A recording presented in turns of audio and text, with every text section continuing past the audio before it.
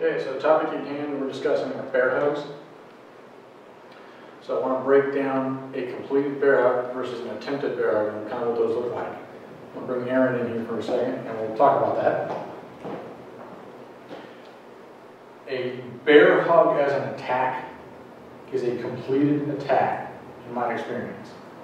Whether it be from the front or from the back. I'm going to spin around, I'll use a rear bear hug here. But the idea of it is, if you can move before you realize somebody's attacking you, that's an attempted bear hug because it hasn't been completed. A bear hug is when somebody has wrapped their arms around you, whether it's above the arms or below the arms, they've wrapped their arms around you and they've gotten a hold of you.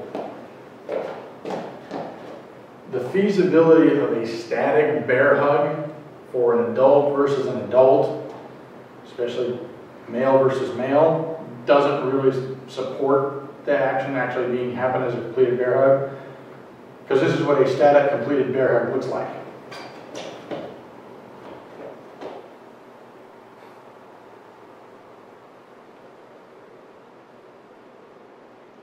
How you been?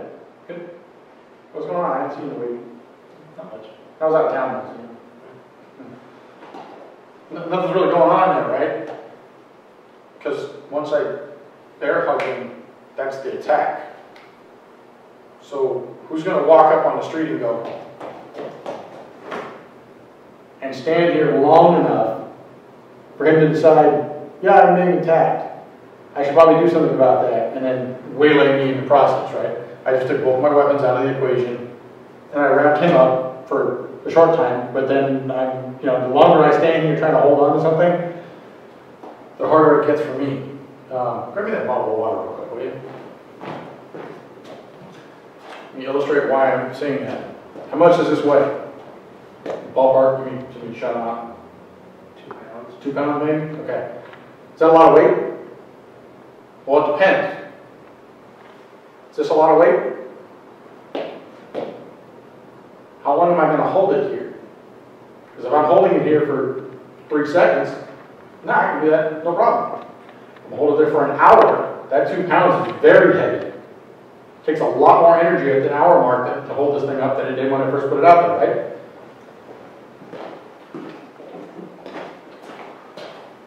So by the same token, if my bear hug is, okay, I'm good, I can do that, no problem. If my bear hug is, and I've got to hold him here for any length of time, I've got to keep my muscles flexed in order to do that. The longer I keep them flexed, the more harder I have to work. And it doesn't take a whole lot of time. You bear hug me. Oh crap, I'm stuck.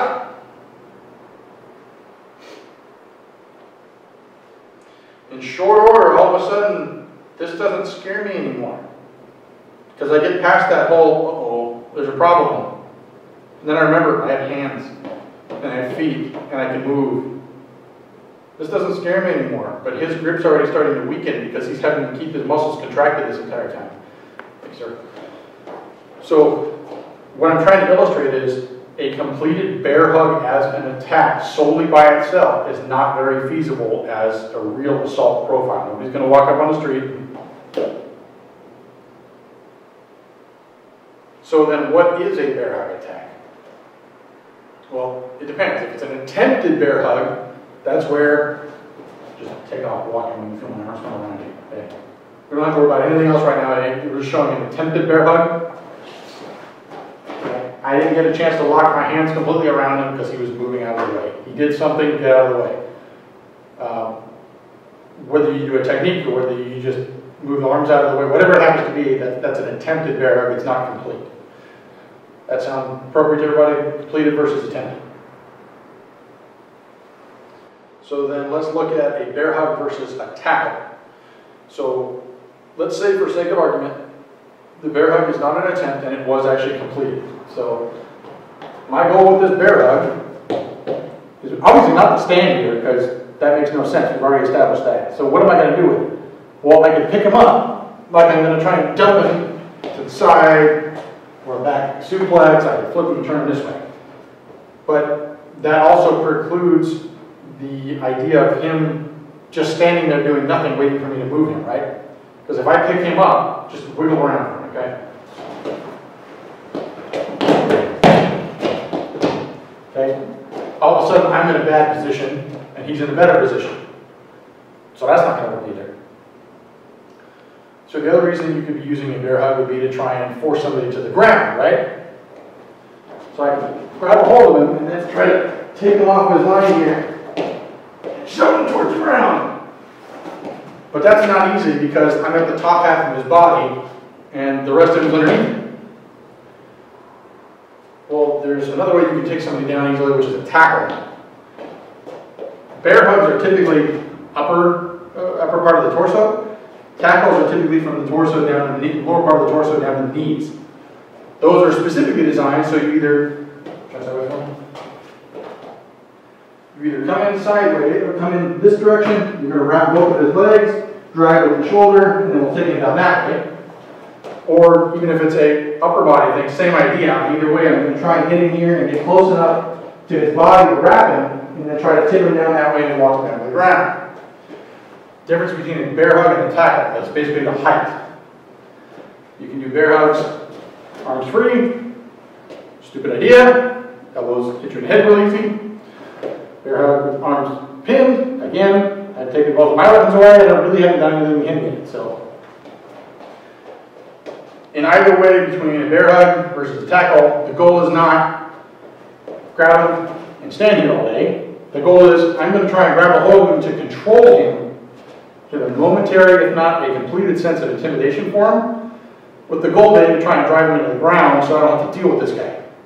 I'll smash him into the ground so I can tie him in a knot, or I can kick him in the head, or whatever I want to do at that point, and make him no longer a threat to me. So, in either case, a static bear hug doesn't make any sense. I was just going to stand here all day, even if I just picked him up, and all he did was wiggle. Didn't try to hit me, didn't try to, hurt me back. Just not standing still, it'd be harder and harder for me to hold. So, again, static bear hug doesn't really make a whole lot of sense.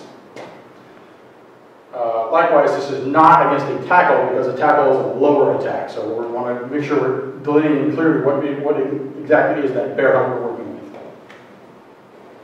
Okay, so let's look at the concepts of momentum and body contact as it relates to bear hugs. Let's address the front bear hug first. The likelihood of two adult males engaged in a contest, fight, whatever, and him being able to bear hug me, or me being able to bear hug him, which is a completed action, is not high. Let's illustrate why. Even from much closer range. Okay? I'm going to bear hug you, but I'm not going to give you a clue of when it's going to happen. Step away, put a fist up, whatever you want, try not to clock me.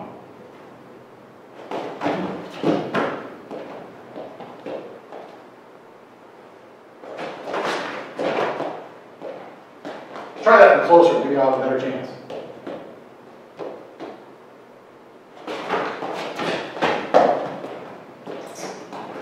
So the only way that's going to work for me to be able to bear hug him, for a front bear hug and actually complete it, is if he's got his eyes closed or he's really not paying attention to what's going on. But even that point, I guarantee you, as soon as somebody gets in his face, he's going to realize something's happening and do something about it. Fair? Yeah. Okay. Did I tell you when I was going to attack you at any point? No. Okay. Make sure. So let's look at the rear bear hug, because that's a little bit more feasible. It might be possible for somebody to come from behind you and grab you, right? Possible. As we already discussed, though, it's not going to be static. We're just going to walk up and, hey, man, what's going on? We going to get cheap here later? I guess. Ooh, good idea. Not going to happen. What is going to happen is somebody's going to hit you with some serious force. So, actually, let's work this way. That's a concrete wall. They hit that wall in the wall that we can go through. So, sorry if you go through the wall. The idea being is I'm still trying to take him into the ground, right? Which means I have to hit him with some serious force. There's a concept and a principle called momentum. It means if I push him, he goes that way until he decides to stop himself or he runs into something solid. Well, if I'm bear hugging him, My goal is then to get my feet underneath me so I can do something else. Either tackle him, or sorry, not tackle him, either take him down or to lift him, right? In order for me to do that, I have to get my feet underneath my center mass so I can pick him up. If I can't get my feet under my center mass, I won't be able to pick him up. So that means I'm going to have to try to push him to the ground. Well, when he feels the momentum of me pushing him, all he has to do is keep going in that same direction to counteract the momentum, right? I can never get my feet underneath me, so it means I can never pick him up and toss him. Good thing for him, bad thing for me. But again, nobody's just going to go for a ride here. There's significant body contact you have to be aware of if the guy is going to complete a body attack on you. I actually got my hands around him because I told him not to hit me back, and he wanted to anyways, and it's almost clocked me in the face. Even though I told him not to, and thank you for not actually letting that happen.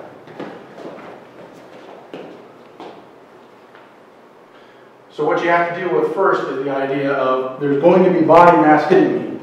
My body is going to change direction and start going that way. You have to be aware of being able to put your feet underneath you before you can stop that.